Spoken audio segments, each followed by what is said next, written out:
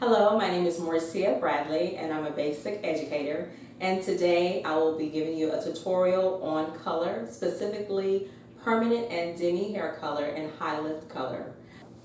Today I will be using the model Michaela, and I chose Michaela because she is a basic hair care client, and also because she's been previously colored.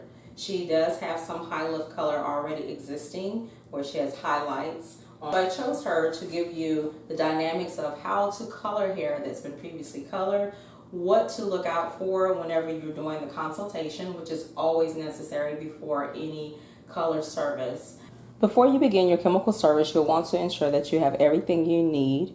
So you want to begin with latex or vinyl gloves to protect your hands, foil to separate the hair during the color process, brushes, chemical bowls.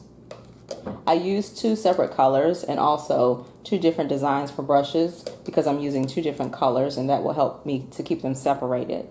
I also have volume here and color. Make sure that you use the proper directions that come with your color line that you choose to use. I also have a beaker for measurement. I have a wide tooth comb to comb through my model's hair before I begin the service, styling combs, and a chemical rat tail comb. This comb can be used to separate the hair for coloring, also to fold the foils down together to give you a smooth, seamless fold, and hair clips. The hair clips are going to be used to keep the hair that I'm not coloring out of the way to avoid them from being damaged from any chemicals laying on them improperly. The first step to the color service, as I mentioned earlier, is to make sure that you do a thorough consultation. The reason for the consultation is because you want to check the client or the model's integrity of the hair, the porosity, density, and texture. You also want to be aware of anything that may be on the hair, any excess oils or anything else that the person, the client, or the model may have used before they sat in your chair.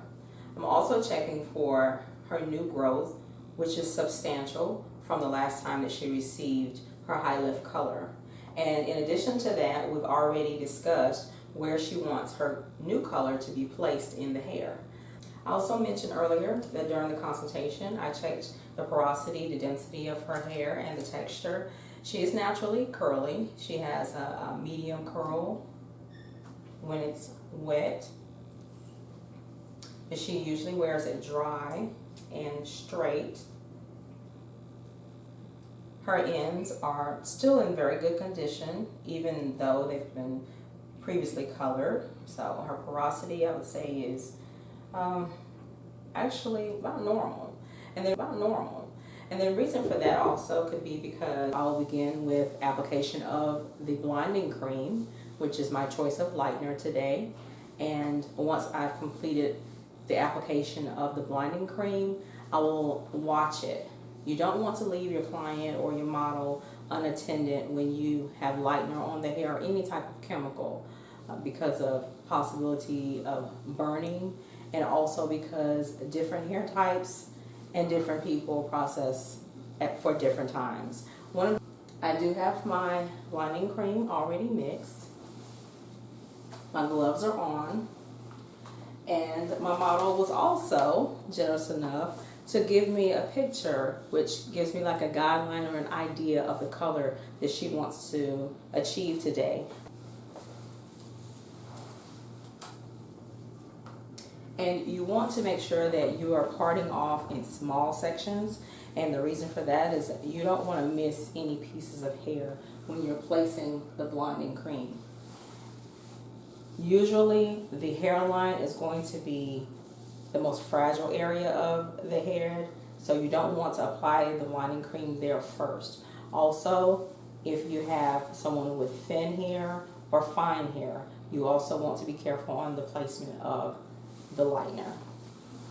This is just the basic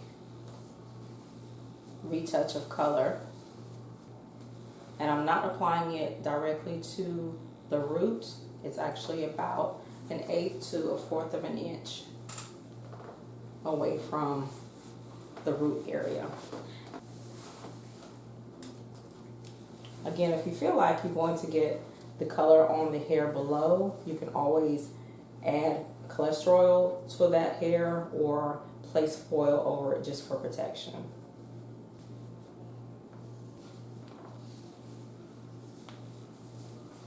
You're going to go underneath the section strands and above.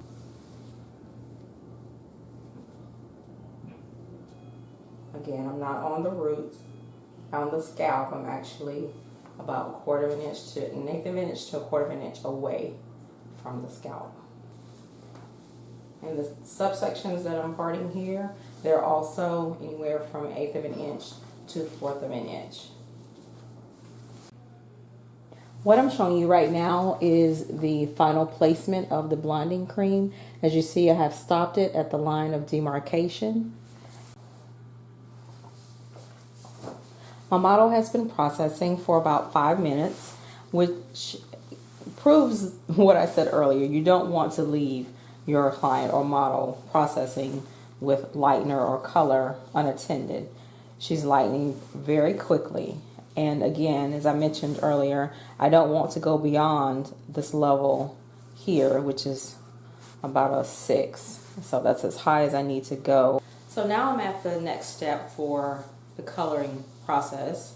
I want to show you how the blonding cream evenly lightened her hair.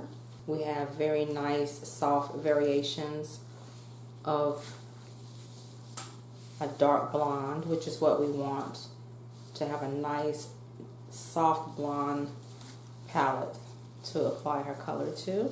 See, because I did use small partings and then went back in with a smoothing technique, I was able to get even distribution of her lightening. So now that I have the model back in the chair, I shampooed her very lightly, very gently, no scrubbing. That was just to ensure that I had removed all of the residue off of the hair. I did not apply any conditioner because I'm going to go back in and apply more color. What I'm doing is beginning the parting and weaving method for my first foil. So as you see here, I have 1 piece, 2 piece. So I'm just going to take these 2 pieces. I have my foil.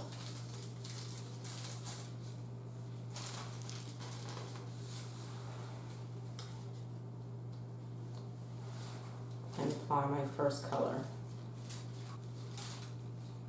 Because I did use a blonding cream on my model, this will be a demi color, not a permanent color.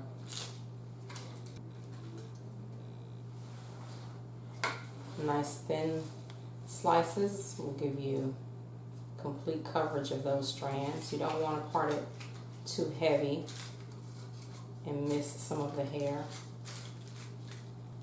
And then I'm going to fold it once more. And again, that will keep it off of the model's face, but it'll also keep the hair in place.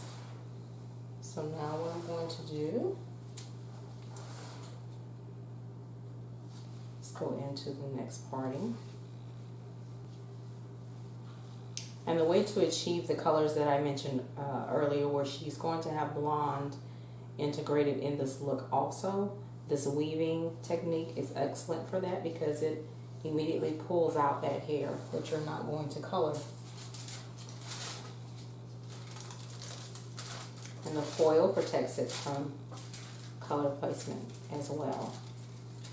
So I'm going to place the hair over the foil here. And I'm going to apply her second color. I like to apply it as close to the edge of the foil near the root as possible. And that helps the foil remain in place. Don't be afraid to apply the color, because you do want a nice coverage. And again, this is about 1/4 of an inch parting here. You can go a little thinner just to make sure that you end up with those nice even weaved pieces. This piece, we're leaving that out, and we're going in with her first color. Apply the color near the edge of the foil. And you do want to gently hold the foil at the back end of it, just so it doesn't slip. If the hair is too long for the foil, once you get the color on, you can always gently fold it back into the foil. You don't necessarily have to have extremely long foil for what you're doing. So I now have my model completely foiled. So I'm going to show you just a 360 view of her hair.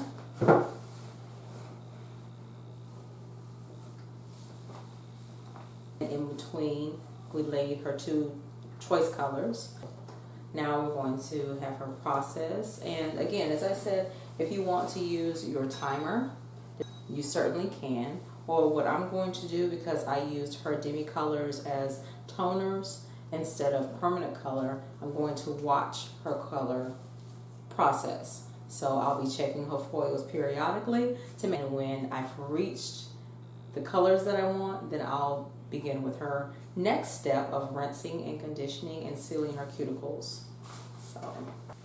So my model's color has completed with processing. So I took her to the shampoo bowl, thoroughly rinsed the color first, then I applied Basics Celebrity Moisturizing Conditioner, and followed by her first conditioning, I went back in with our basic Carbon Tea Tree shampoo.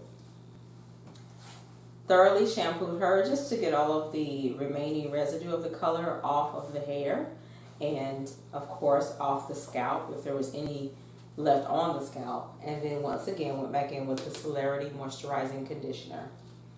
And that was to help build in the moisture in her hair, especially after we've just completed a high lift color service. It's very important that you go back in and replace those hair strands with moisture and condition them. I brought her back here to the chair and used the Mega Moisture Leave-In Conditioner, and I used loose conditioning treatment was used in this case following a color service, which I certainly recommend for any chemical service that you do on your client or your model.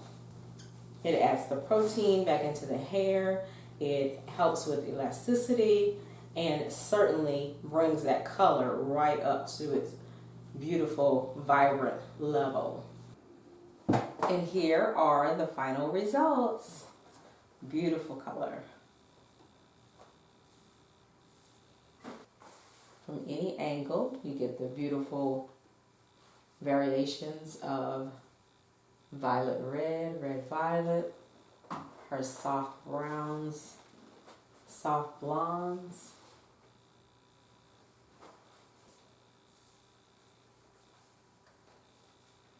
You get a surprise even of her natural color going up into a beautiful spill of rich reds and violets, browns and blondes.